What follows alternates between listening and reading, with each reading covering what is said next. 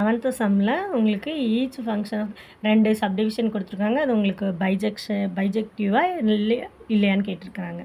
So நமக்கு கொடுத்துருக்க ஃபங்க்ஷன்ஸில் ஒவ்வொரு வேலையாக சப்ஸ்டியூட் பண்ணணும். 0லேருந்து 1 2 3 -1 ஏன்னா இங்கே ரியல் நம்பர்ஸ்னு கொடுத்துருக்காங்க. ஸோ எந்த நம்பர்ஸ்னாலும் போடலாம். நம்பர்ஸ் போடும்போது எனக்கு 1 போடும்போது என்ன கிடைக்கும், 1 போடும்போது 3 கிடைக்கும், 0 போடும்போது 1 கிடைக்கும். ஸோ இந்த மாதிரி நீங்கள் போட்டு எக்ஸும் எஃப்எஃப்எக்ஸும் ஃபைண்ட் அவுட் பண்ணி வச்சுட்டு நீங்கள் மேப் பண்ணி பார்த்தீங்கன்னா ஒவ்வொரு டிஸ்டிங்க்ட் இமேஜுக்கும் ஒவ்வொரு இமேஜ் இருக்குது, ப்ரீ இமேஜ் இருக்குது. So it is a 1 function.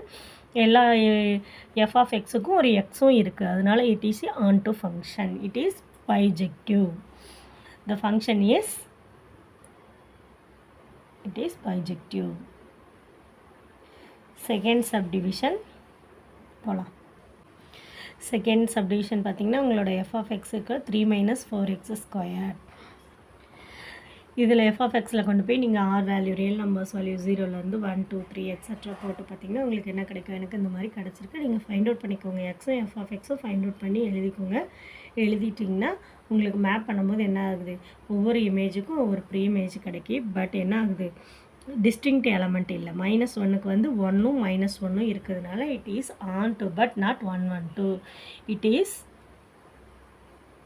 On to but not 1 1.